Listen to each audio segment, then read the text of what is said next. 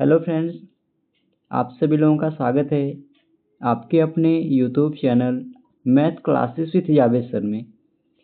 अच्छा फ्रेंड्स, आप लोगों की 1 वीक से करंट अफेयर्स की क्लास थोड़ा डिस्टर्ब चल रही है, लेकिन अब हम लोग डेली बेसिस से करंट अफेयर्स की क्लास को डिस्कस करेंगे। ओके। और आज की क्लास में हम लोग डिस्कस करने वाले हैं 23 जून से 29 जून 2025 के इम्पोर्टेंट करंट अफेयर्स को, यानी वीकली करंट अफेयर्स का रिवीजन हम लोग करने वाले हैं। तो आप इस पूरे सेशन को लास्ट तक जरूर देखिएगा। और अगर आप हमारे वीडियो को पहली बार देख रहे हैं तो चैनल को सब्सक्राइब करना ना भूलें, ताकि हमारे द्वारा कुछ भी अपडेट किया जाए उसका नोटिफिकेशन आपको सबसे पहले मिल सके। और इस वीडियो का पीडीएफ आपको हमारे टेलीग्राम चैनल पे मिल जाएगा, जिसका लिंक वीडियो के डिस्क्रिप्शन में दिया गया है। आप उसे वहाँ से ईजिली डाउनलोड कर सकते हैं। तो चलिए आज के सेशन को हम लोग करते हैं स्टार्ट। तो आज का पहला प्रश्न है, वैश्विक शांति सूचकांक 2025 में भारत का स्थान क्या है? तो इसका सही विकल्प हो जाएगा सी, यानी 115वां। आइए इम्पोर्टेंट पॉइंट कवर कर लेते हैं। तो भारत वैश्विक शांति सूचकांक 2025 में 115वें स्थान पर है, जिसमें उसका कुल जीपीआई स्कोर 2.229 रहा, जो पिछले वर्ष की तुलना में 0.58% सुधार को दर्शाता है। और दक्षिण एशिया क्षेत्र में अगर हम बात करें तो बांग्लादेश 123वें स्थान पर, पाकिस्तान 144वें और अफगानिस्तान 158वें स्थान पे रहा। और यह report institute for arts and peace ने जारी किया है। इस बार का यह 19वां संस्करण था। अब टॉप 5 रैंक वाले अगर देशों की बात करें तो पहले स्थान पे आइसलैंड रहा। दूसरे स्थान पे फ्रेंड्स यहाँ पर थोड़ा मिस टाइप हो गया है, दूसरे स्थान पर रहेगा आयरलैंड। दूसरे स्थान पे आयरलैंड रहेगा। तीसरे स्थान पे न्यूजीलैंड। चौथे स्थान पे ऑस्ट्रिया। 5वें स्थान पे इस रैंक में स्विट्जरलैंड रहा। अच्छा, अभी फ्रेंड्स जितने भी मिस टाइप हुआ है ना, इसको मैं आप लोगों को अपडेट पीडीएफ में करा दूंगा। ओके। तो अभी आपको इसमें याद रखना है, भारत वैश्विक शांति सूचकांक 2025 में कौन से स्थान पर रहा? तो 115वें स्थान पे। और पहले स्थान पे कौन सा देश रहा? तो आइसलैंड। और अगर सबसे लास्ट में पूछा जाए किस देश को रैंक प्राप्त हुआ है, तो रूस, जो 163वें स्थान पर रहा। अगला प्रश्न है, भारत को सतत विकास लक्ष्य सूचकांक 2025 में कौन सा स्थान दिया गया है? इसका सही विकल्प हो जाएगा सी, यानी 99वां स्थान। तो अभी भारत को सतत विकास लक्ष्य सूचकांक 2025 में 99वां स्थान दिया गया है। और यह पहली बार है जब भारत सतत विकास लक्ष्य सूचकांक में शीर्ष 100 देशों में शामिल हुआ है। 2024 में फ्रेंड्स भारत 109वें स्थान पर था, और इस साल भारत ने यानी वर्ष 2025 में 67 का स्कोर हासिल किया है। शीर्ष 5 देशों की अगर बात करें तो पहले स्थान पे फिनलैंड रहा, दूसरे स्थान पे स्वीडन, तीसरे स्थान पे डेनमार्क, चौथे स्थान पे जर्मनी और 5वें स्थान पे इस रैंक में फ्रांस रहा। और सबसे लास्ट रैंक दिया गया दक्षिण सूडान को, जो 167वें स्थान पे रहा। अगला प्रश्न है, वर्ल्ड पैरा एथलेटिक चैंपियनशिप 2025 का ब्रांड एम्बेसडर किसे नियुक्त किया गया है? इस प्रश्न का सही विकल्प हो जाएगा बी, यानी कंगना रनौत।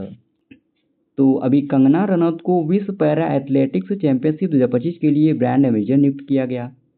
2025 में विश्व पैरा एथलेटिक्स चैंपियनशिप यह 27 सितंबर से 5 अक्टूबर 2025 तक नई दिल्ली में आयोजित की जाएगी। और यह पहली बार है जब यह प्रतियोगिता भारत में आयोजित की जा रही है। इस बार का यह 12वां संस्करण होगा। इस प्रतियोगिता में 100 से ज़्यादा देश हिस्सा लेंगे। ओके।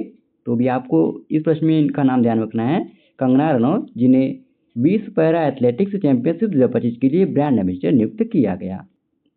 अगला प्रश्न है, हाल ही में जारी 2023-24 परफॉर्मेंस ग्रेड इंडेक्स 2.0 में किस केंद्र शासित प्रदेश को सर्वश्रेष्ठ प्रदर्शन करने वाला राज्य घोषित किया गया है? इसका सही विकल्प हो जाएगा ए, यानी चंडीगढ़।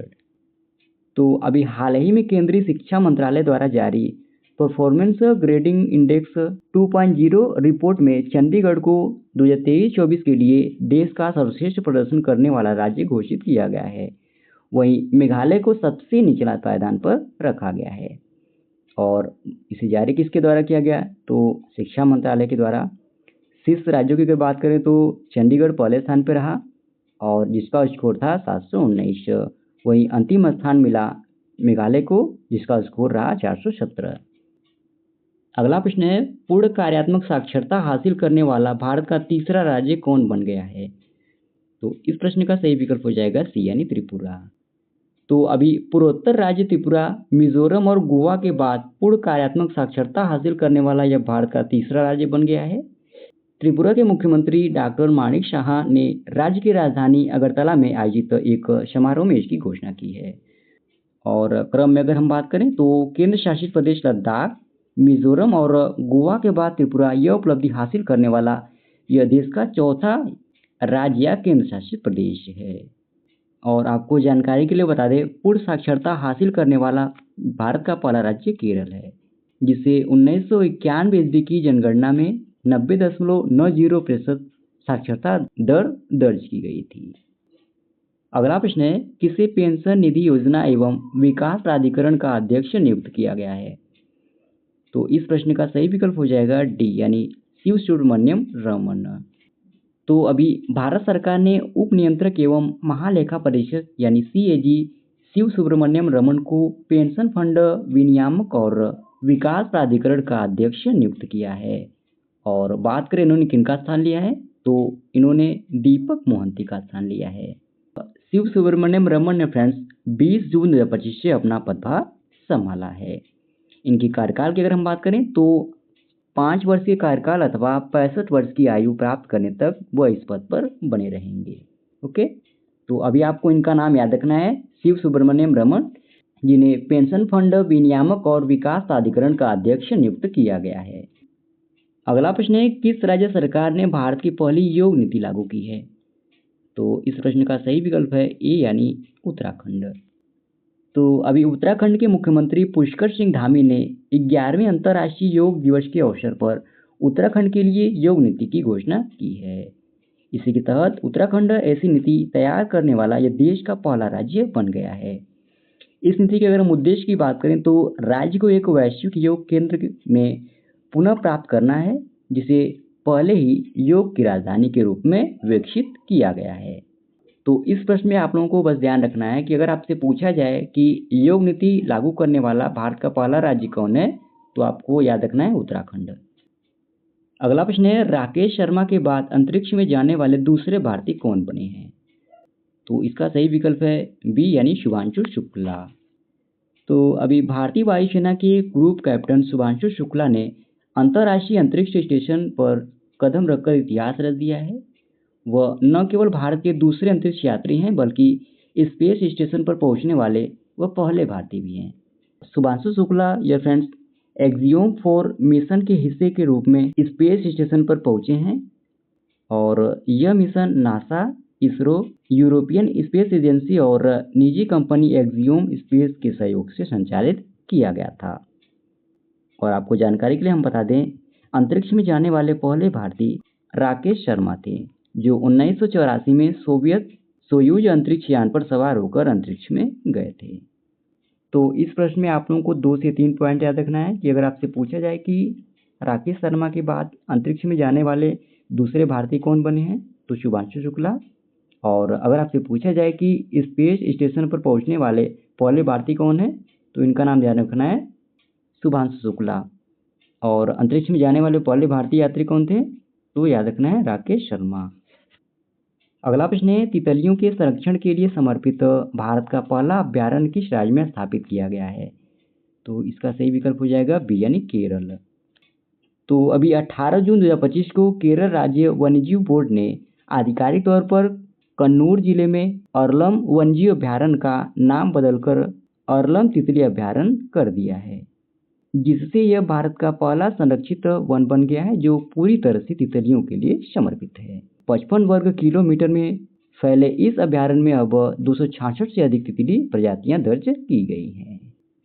अगला प्रश्न है, ओस्ट्रावा गोल्डन स्पाइक 2025 टूर्नामेंट किस देश में आयोजित हुआ, जिसमें नीरज चोपड़ा ने स्वर्ण पदक जीता है?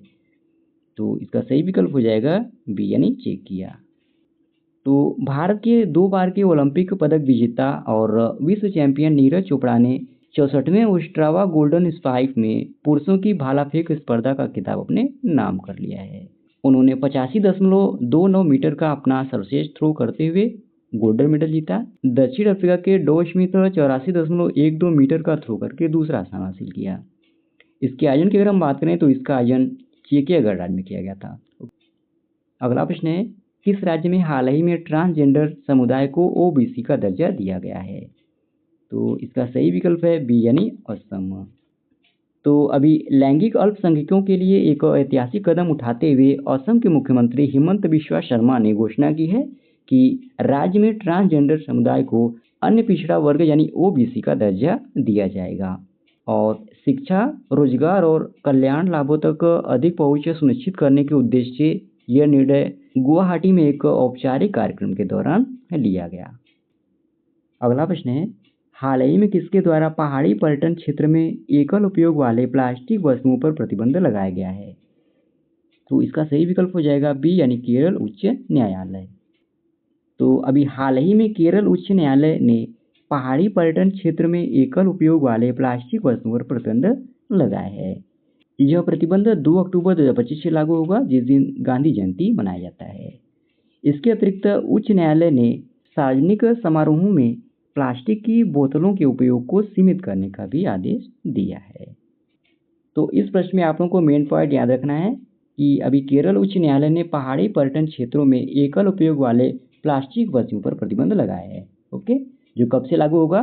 तो 2 अक्टूबर 2025 को इसे लागू किया जाएगा, जिस दिन गांधी जयंती मनाई जाती है। अगला प्रश्न है, अंतर्राष्ट्रीय टेनिस महासंघ के अनुसार कौन सा देश पहली बार Billie Jean King Cup 2025 playoff की मेजबानी करेगा? तो इसका सही विकल्प है बी यानी भारत। तो अंतर्राष्ट्रीय टेनिस महासंघ के अनुसार भारत पहली बार Billie Jean King Cup 2025 playoff की मेजबानी करेगा, जो 14 से 16 नवंबर 2025 के बीच बेंगलुरु के SM कृष्णा टेनिस स्टेडियम में प्लेऑफ की मेजबानी करेगा। अगला प्रश्न है, सूचनाओं के प्रसारण के लिए किसे champion of digital media awards south Asia 2025 का खिताब दिया गया? तो इसका सही विकल्प हो जाएगा सी यानी द हिंदू। तो अभी प्रतिष्ठित WANIFRA digital media awards south Asia में द हिंदू को digital media awards south Asia 2025 का चैंपियन चुना गया है, जो डिजिटल पत्रकारिता में इसके नेतृत्व और नवाचार की पुष्टि करता है।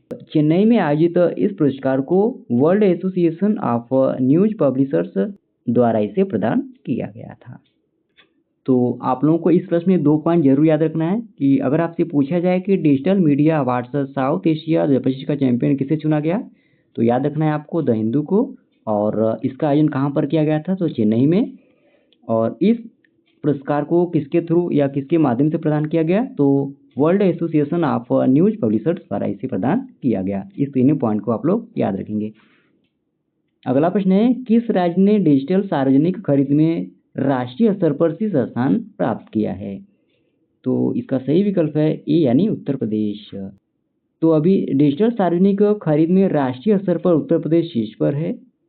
विभिन्न केंद्रीय एजेंसियों, मंत्रालयों और स्वतंत्र संस्थाओं द्वारा जारी आंकड़ों के अनुसार यूपी ने कानून व्यवस्था, औद्योगिक निवेश, इंफ्रास्ट्रक्चर, रोजगार, डिजिटल ट्रांजैक्शन और जन कल्याणकारी योजनाओं के क्रियान्वयन जैसे कई अहम क्षेत्रों में सभी राज्यों को पीछे छोड़ते हुए उत्तर प्रदेश ने पहला स्थान हासिल किया है। और ये फ्रेंड्स लगातार 3 वर्षों से डिजिटल लेन देन में पहले स्थान पे यानी नंबर 1 पे बना हुआ है। कौन? तो उत्तर प्रदेश। अगला प्रश्न है, किस राज्य ने 2025 से 2035 को जल विद्युत का दशक घोषित किया है? तो इसका सही विकल्प हो जाएगा ए यानी अरुणाचल प्रदेश।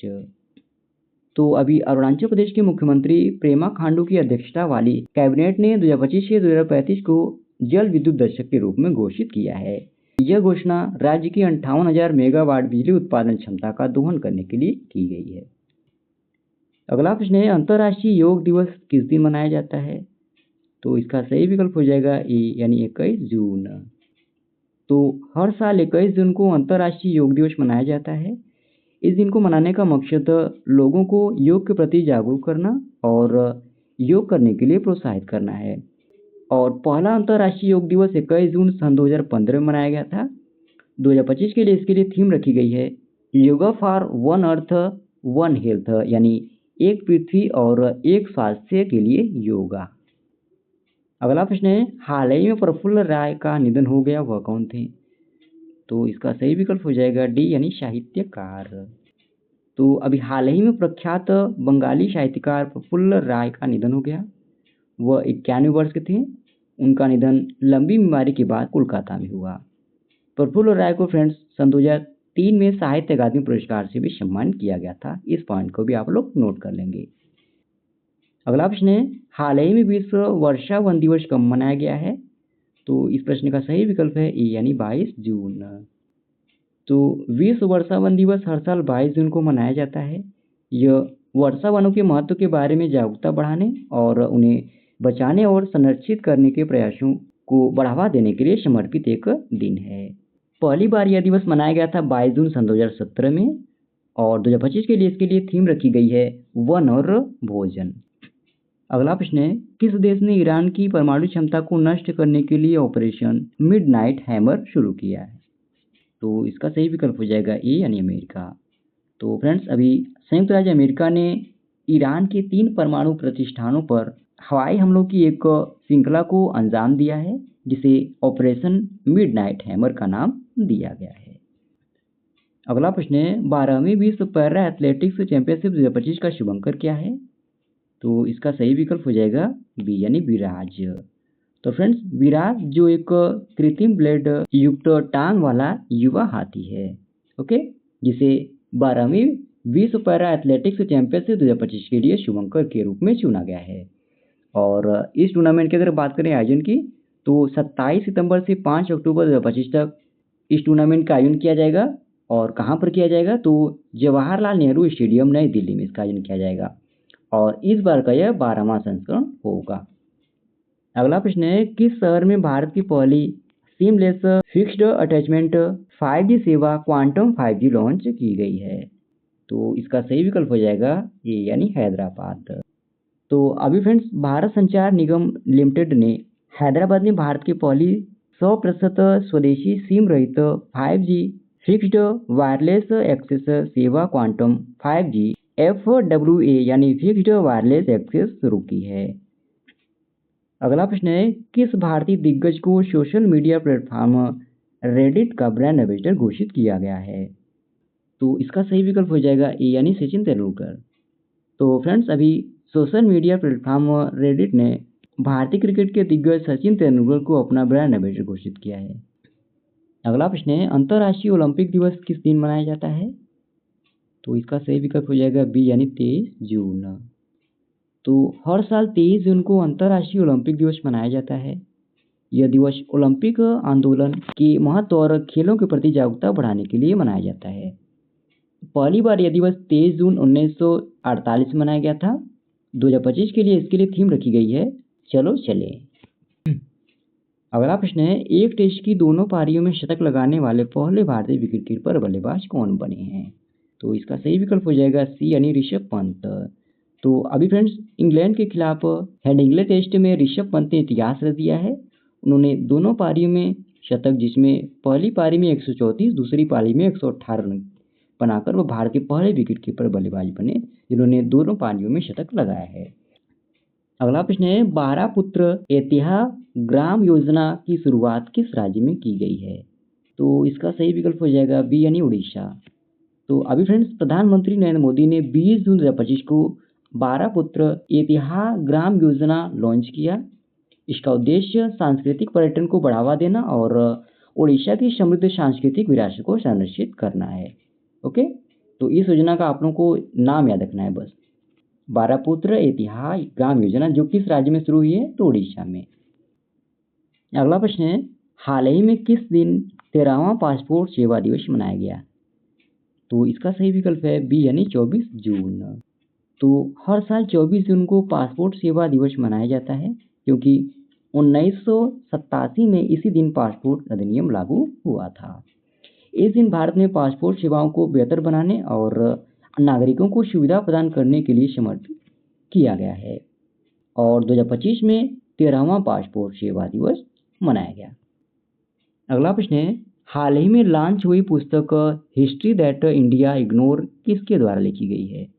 तो यह पुस्तक प्रेम प्रकाश के द्वारा लिखी गई है, यानी सी ऑप्शन सही हो जाएगा। अगला प्रश्न है, किस शहर में प्राक्कलन समितियों का राष्ट्रीय सम्मेलन आयोजित किया गया? तो इसका सही विकल्प हो जाएगा बी, यानी मुंबई। तो अभी फ्रेंड्स, प्राक्कलन समितियों का राष्ट्रीय सम्मेलन 24 जून 2025 को महाराष्ट्र विधानसभा भवन मुंबई में संपन्न हुआ। इसे भारत की संसद की प्राक्कलन समिति की स्थापना की 75वीं वर्षगांठ के रूप में इसे आयोजित किया गया था। अगला प्रश्न है, कौन सा राज्य खेलो इंडिया यूनिवर्सिटी के 5वें संस्करण का आयोजन करेगा? तो इसका सही विकल्प हो जाएगा ई, यानी राजस्थान। अगला प्रश्न है, द इमरजेंसी डायरीज नामक पुस्तक का विमोचन किसके द्वारा किया गया है? तो इसका सही विकल्प है ए, यानी अमित शाह। अगला प्रश्न है, किस शहर में भारत का प्रमुख जैव विविधता कार्यक्रम भारतीय संरक्षण सम्मेलन 2025 आयोजित किया गया था? इसका सही विकल्प हो जाएगा डी, यानी देहरादून। तो अभी फ्रेंड्स, भारतीय संरक्षण सम्मेलन 2025 जो कि भारत का प्रमुख जैव विविधता कार्यक्रम है, इसे देहरादून में आयोजित किया गया था। इसके आयोजन तिथि की अगर बात करें तो 25 से 27 जून 2025 तक इसका आयोजन किया गया था। अगला प्रश्न है, किस देश में अंडर 23 एशियन रेसलिंग चैंपियनशिप 2025 का आयोजन किया गया? तो इसका सही विकल्प है ए, यानी वियतनाम। अभी हाल ही में अंडर 23 एशियन कुश्ती चैंपियनशिप 2025 यह वुंग टाउ वियतनाम में 18 से 21 जून 2025 तक आयोजित हुई। इसमें भारतीय पहलवानों ने शानदार प्रदर्शन किया। पुरुष फ्री स्टाइल में भारत ने अंतिम दिन 6 पदक जीते, जिसमें 5 स्वर्ण शामिल थे। अगला प्रश्न है, हाल ही में संविधान हत्या दिवस कब मनाया गया है? तो इसका सही विकल्प है ए, यानी 25 जून। तो फ्रेंड्स, 25 जून को संविधान हत्या दिवस मनाया जाता है, जो 1975 में नरसंहार की घोषणा की याद दिलाती है। इस दिन निजीकरण को सरकार द्वारा लोकतंत्र पर हमले के रूप में इसे लागू किया गया था। अगला प्रश्न है, ललित उपाध्याय ने हाल ही में संन्यास ले लिया है, वे किस खेल से संबंधित है? तो ललित उपाध्याय का संबंध हॉकी खेल से है, जिन्होंने भी हाल ही में संन्यास लेने की घोषणा की है। अगला प्रश्न है, दिलीप दोषी का 77 वर्ष की आयु में निधन हो गया, वह कौन थे? तो इसका सही विकल्प हो जाएगा ए, यानी क्रिकेटर। तो फ्रेंड्स, पूर्व भारतीय क्रिकेटर और लेफ्ट हैंड स्पिनर दिलीप दोषी का 77 वर्ष की आयु में निधन हो गया। ओके, और इनका संबंध किस खेल से था? तो आपको ध्यान रखना है क्रिकेट से। अगला प्रश्न है, भारत का पहला of grid 5 megawatt green hydrogen pilot plant कहाँ स्थापित किया गया है? तो इसका सही विकल्प है बी, यानी गुजरात। तो अभी फ्रेंड्स, अडानी ग्रुप समूह ने हाल ही में गुजरात के कच्छ में भारत का पहला of grid 5 megawatt green hydrogen pilot plant शुरू किया है। यह plant Adani new industries limited ने विकसित किया है। इसमें पूरी तरह सौर ऊर्जा का उपयोग होता है और बैटरी एनर्जी स्टोरेज सिस्टम भी लगा है, जिससे यह लगातार काम कर सकता है। तो अभी भारत का पहला of grid 5 megawatt green hydrogen pilot plant कहाँ पर शुरू किया गया है? तो आपको ध्यान रखना है गुजरात के कच्छ में। अगला प्रश्न है, हाल ही में अंतर्राष्ट्रीय नशा निरोधक दिवस कब मनाया गया है? तो इसका सही विकल्प है ए, यानी 26 जून। तो अभी फ्रेंड्स, अंतर्राष्ट्रीय नशा निरोधक दिवस नशीली चीजों और पदार्थों के निवारण के लिए प्रत्येक वर्ष 26 जून को अंतर्राष्ट्रीय नशा निरोधक दिवस मनाया जाता है। इस दिवस का मुख्य उद्देश्य बच्चों को नशा से बचाना है और संयुक्त राष्ट्र महासभा ने 26 जून 1987 में इस दिवस को घोषित किया था। 2025 के लिए इसके लिए थीम रखी गई है, बाधाओं को तोड़ना, सभी को रोकना, उपचार और संयमी। अगला प्रश्न है, 27 जून को निम्नलिखित में से कौन सा दिवस मनाया जाता है? तो इसका सही विकल्प हो जाएगा डी, यानी सूक्ष्म लघु और मध्यम उद्यम दिवस। तो फ्रेंड्स, सूक्ष्म लघु और मध्यम उद्यम दिवस हर साल 27 जून को मनाया जाता है। इस दिन का उद्देश्य सूक्ष्म लघु और मध्यम उद्यमों के योगदान को पहचानना और उनकी समस्याओं के बारे में जागरूकता बढ़ाना है। पहली बार यह दिवस 27 जून सन 2017 में मनाया गया और 2025 के लिए इसके लिए थीम चुनी गई है, सतत विकास और नवाचार के चालक के रूप में सूक्ष्म लघु और मध्यम आकार के उद्यमों की भूमिका को बढ़ाना। अगला प्रश्न है, भारत की पहली क्वांटम कंप्यूटिंग घाटी का निर्माण किस शहर में किया जा रहा है? तो इसका सही विकल्प हो जाएगा डी, यानी अमरावती। तो अभी फ्रेंड्स, भारत की पहली क्वांटम कंप्यूटिंग घाटी का निर्माण आंध्र प्रदेश के अमरावती में किया जा रहा है। इस परियोजना का उद्देश्य भारत को क्वांटम टेक्नोलॉजी और डीप टेक इनोवेशन के क्षेत्र में वैश्विक नेतृत्व दिलाना है। अगला प्रश्न है, द वन नामक किताब निम्नलिखित में से किसकी आत्मकथा है? तो इसका सही विकल्प है डी यानी शिखर धवन। तो फ्रेंड्स, द वन नामक किताब शिखर धवन की आत्मकथा है। इस किताब का पूरा नाम the one cricket my life and more है। यह किताब उनके जीवन, क्रिकेट करियर, रिश्तों और संघर्षों के बारे में है, जैसा कि टेक्स्ट बुक में बताया गया है। अगला प्रश्न है, हाल ही में किस राज्य में विवाह मंडप योजना को मंजूरी दी गई है? तो इसकी मंजूरी बिहार राज्य में दी गई है, यानी बी ऑप्शन सही हो जाएगा। अगला प्रश्न है, नाटो शिखर सम्मेलन 2025 का आयोजन कहाँ किया गया था? तो इसका आयोजन द हेग नीदरलैंड में किया गया था, यानी ए ऑप्शन सही हो जाएगा। अगला प्रश्न है, हाल ही में सरकार ने ईरान से भारतीयों को निकालने के लिए कौन सा ऑपरेशन शुरू किया है? तो इसका सही विकल्प है बी यानी ऑपरेशन सिंधु। तो अभी फ्रेंड्स, भारत सरकार ने इजराइल ईरान युद्ध के कारण ईरान में फंसे भारतीय नागरिकों को निकालने के लिए ऑपरेशन सिंधु शुरू किया है, जिसका मकसद ईरान में फंसे भारतीय नागरिकों को सुरक्षित निकालना है। आज का लास्ट प्रश्न है, कटारगामाला इसाला महोत्सव किस देश में आयोजित किया गया है अभी हाल ही में? तो इस महोत्सव का आयोजन श्रीलंका में किया गया है, यानी डी ऑप्शन सही हो जाएगा। तो इसी प्रश्न के साथ ही फ्रेंड्स, ये आज का हमारा वीकली करंट अफेयर्स का सेशन समाप्त होता है। आशा करते हैं आज का आपको सेशन अच्छा लगा होगा और इस वीडियो का पीडीएफ आपको हमारे टेलीग्राम चैनल पे मिल जाएगा, जिसका लिंक वीडियो के डिस्क्रिप्शन में दिया गया है। और अगर आप हमारे इस वीडियो को पहली बार देख रहे हैं तो चैनल को सब्सक्राइब करना ना भूलें, ताकि हमारे द्वारा कुछ भी अपडेट किया जाए उसका नोटिफिकेशन आपको सबसे पहले मिल सके। और इस वीडियो में लास्ट तक बने रहने के लिए धन्यवाद। आज के लिए इतना ही। जय हिंद, वंदे मातरम।